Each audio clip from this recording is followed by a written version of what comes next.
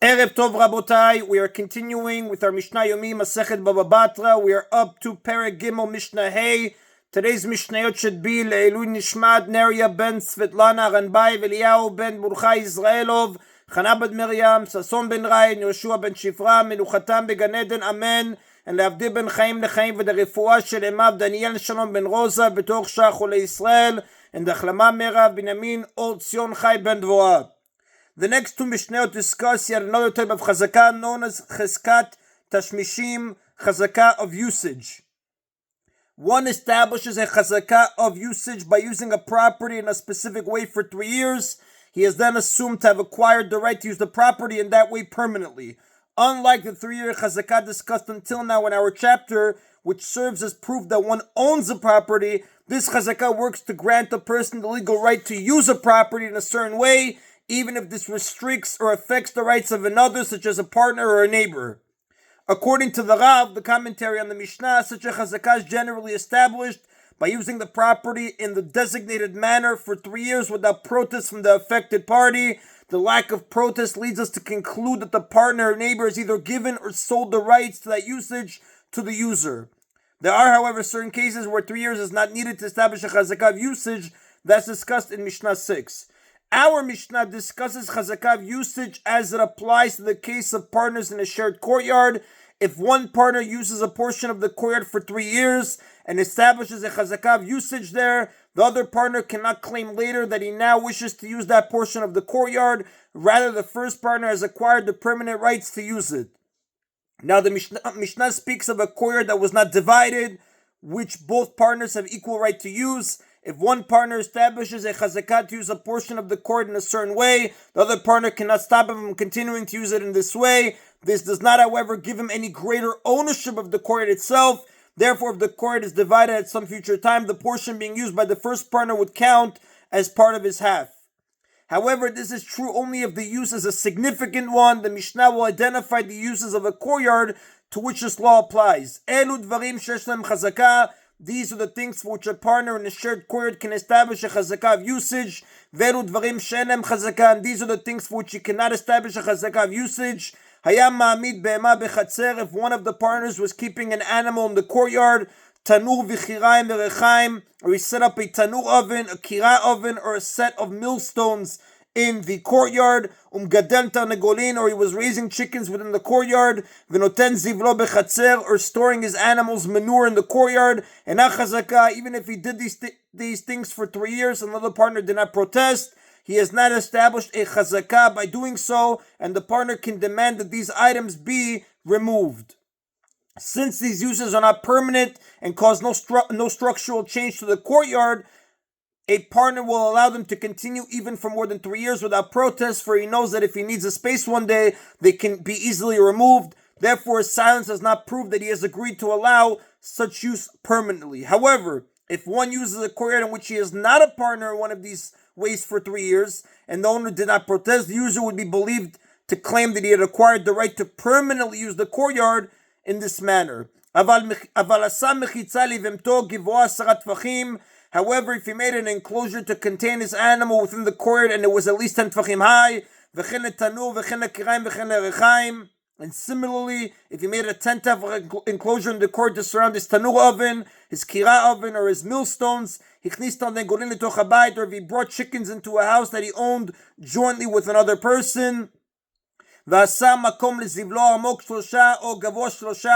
if he constructed a place to store his animals' manure that was either 3 tvachim higher or 3 tvachim deeper than the rest of the courtyard.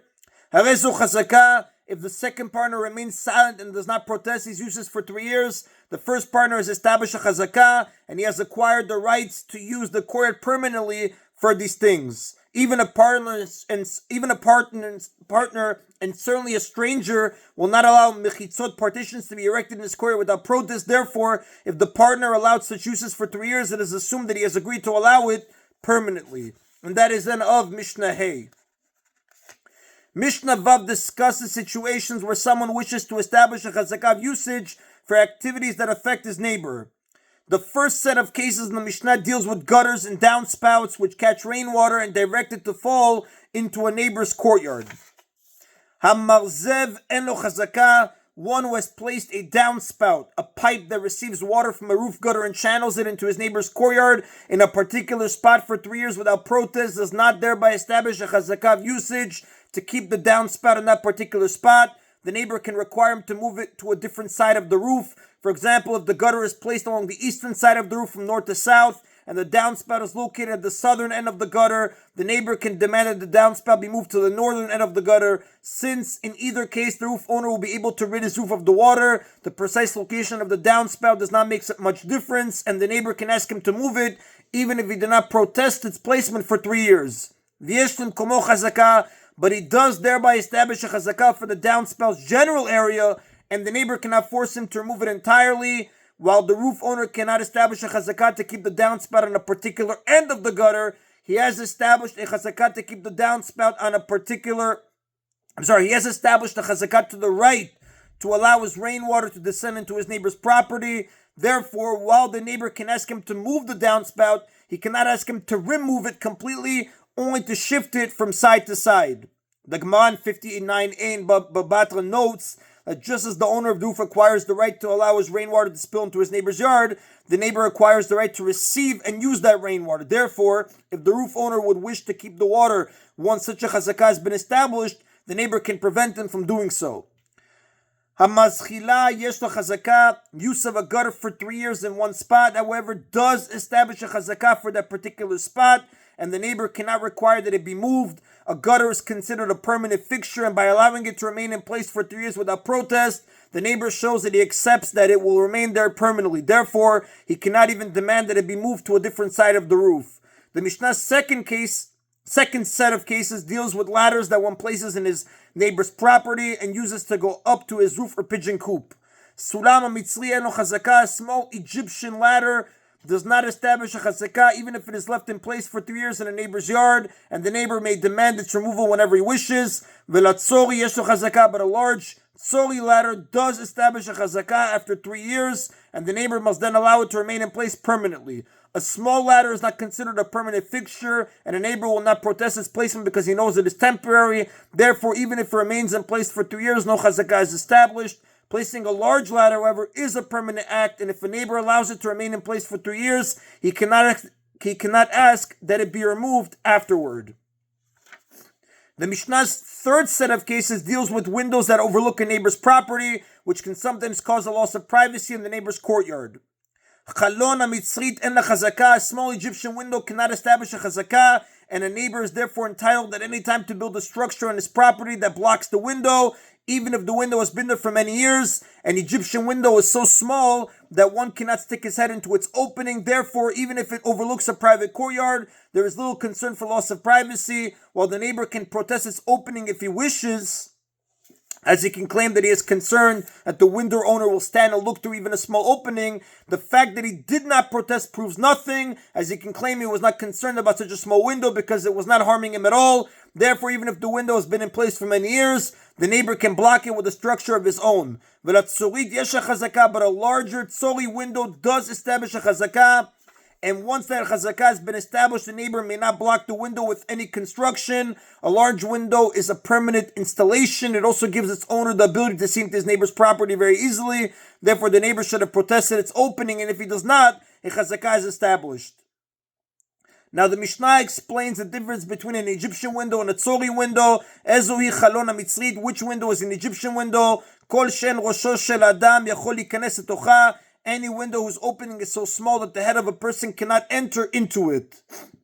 Rabbi Yehuda says, however, im yesh la malben, if the window has a frame, af al pi shen rosho shel adam yachol likanes letocha, then even if a person's head cannot fit into it, it is treated like a tzori window. Harezu chazakah, and it can establish a chazakah. According to Rabbi Yehuda, any window that has a frame is considered a permanent fixture, which the neighbor should have protested.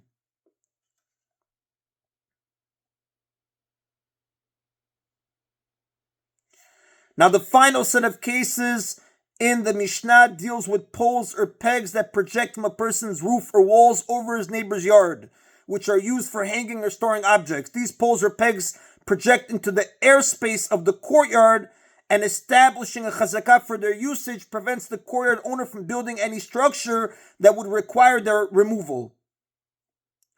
Haziz ad tefach yesho chazakah. Projection, even if it is as small as a tefach, can establish a chazakah for its place, which will prevent a neighbor from demanding that it be removed.